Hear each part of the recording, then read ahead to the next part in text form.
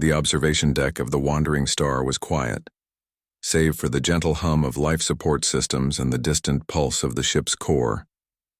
Rhea sat cross-legged on the floor, a small wooden box open before her. Its contents spread across the metal plating like fallen leaves from a tree that no longer existed. Tern approached on silent pause, the young Cravath's curiosity overcoming the natural wariness his species typically maintained around humans. His amber eyes vertically slitted and predatory, fixed on the scattered rectangles of treated paper that seemed to hold Rhea's complete attention. "What are those?" Tern asked, his translator rendering his chittering speech into standard. His tail swished low, a sign of genuine interest rather than aggression. Rhea looked up, and that smile, the one that never quite reached her eyes, crossed her face. "Pictures," she said softly. "Photographs. Images captured from moments that happened long ago." The cub tilted his head, ear tufts twitching. "Your data pad stores millions of images. Why keep these primitive things? Come here." Rhea gestured to the space beside her. "I'll show you." Tern settled down, his triple-jointed legs folding in that unsettling way that reminded Rhea why the Cravathi were apex predators on 4 different worlds. Yet here he was, barely past his first molt, curious as any child she'd ever known. She picked up the first photograph with reverent fingers. The colors had faded to sepia, the edges worn soft from handling. "This is my grandmother," she said. "She died 200 years before I was born." Tern's pupils dilated in confusion. "Then how do you remember her?" "I don't," Rhea admitted. "But I remember what she endured. See this number on her arm?" She pointed to the faded tattoo barely visible in the photograph. She survived a genocide, a deliberate attempt to erase her entire people from existence. She lived through that, bore children despite that, and her bloodline continued until it reached me. The cub was silent, processing. His species understood survival. They were hunters, after all. But the concept of remembering pain seemed foreign. Rhea set down the first picture and selected another. This one was in color, though still obviously ancient by galactic standards. A man in military uniform stood beside a woman holding a baby. "My great-great-grandfather," she continued. "He fought in the Unification Wars. Watched his entire platoon die in the Australian outback when the climate wars went nuclear. He came home with burns covering 60% of his body, and nightmares that never stopped. But he came home. He survived. Why keep reminders of pain?" Tern asked, his young voice carrying genuine bewilderment. "The Cravathi honor our warriors, but we do not dwell on their suffering. We celebrate their kills, their territories conquered." Rhea's smile turned sadder. "That's where humans are different, Tern. We don't just remember our victories. We remember what those victories cost." She pulled out another photograph. This one was digital, printed on synthetic paper that would last millennia. A group of people stood in pressure suits on red sand, the curve of a habitat dome behind them. Rhea's finger traced across the faces. These were the first Mars colonists. 43% of them died in the first 2 years. Equipment failures, radiation exposure, accidents with machinery we barely understood. "See this woman here? Dr. Sarah Chen. She performed surgery on herself when the only other doctor was killed in a decompression event. She extracted her own appendix with a mirror and local anesthetic, talking the others through it over comms. Tern's claws extended involuntarily. A stress response. "This is disturbing."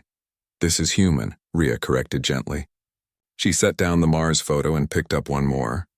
This one was recent, the colors vibrant and sharp. A younger Rhea stood with a group of others, all wearing the insignia of the Terran Expeditionary Fleet.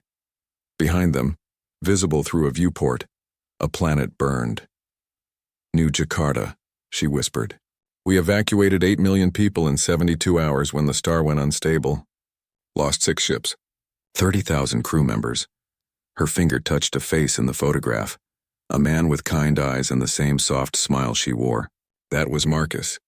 He stayed behind to manually override the shield generator so the civilian transports could launch. I watched his ship burn from the bridge of this very vessel. Tern's tail had gone completely still, his species equivalent of holding one's breath. Then why remember? Why not honor him and move forward? Rhea gathered the photographs carefully, her movements ritualistic and precise. "Because pain has a purpose, Tern. Every picture here represents humans who endured something that should have broken them. My grandmother survived when millions didn't. My great-great-grandfather came home when hundreds of thousands remained in the ashes. Those colonists pushed forward when every logical calculation said to quit. And Marcus, her voice caught, but she pressed on. Marcus sacrificed himself so that 8 million others could see tomorrow. We keep these pictures not to wallow in suffering, but to remember that we can endure, that we have endured. When the galaxy throws something impossible at us, we look at these faces and remember, humans have survived worse. The young Cravathi was quiet for a long moment. Finally he spoke, his voice smaller than before.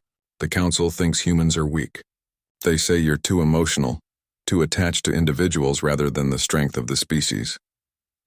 Rhea began placing the photographs back into their box, each one positioned with care. Let me tell you something about human emotion, Tern.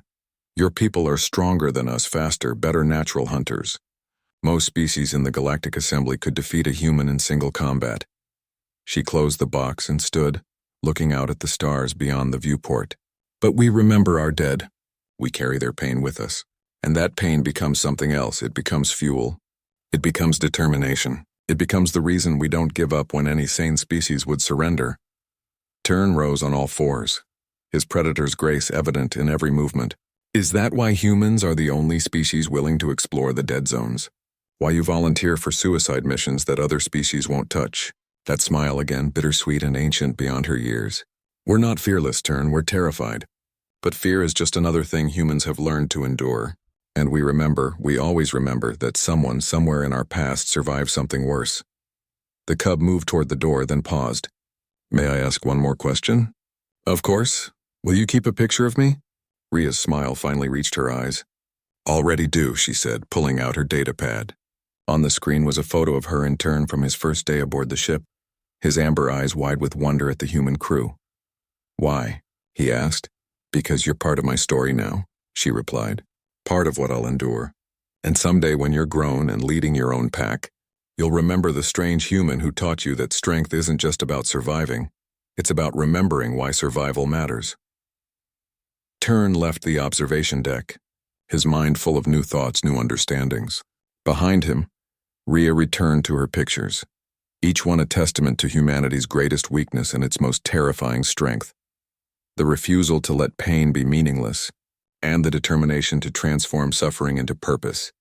In the vast darkness of space, the wandering star continued its journey, carrying within it a species that remembered everything, the good, the bad, and the unbearable, and somehow, impossibly kept moving forward.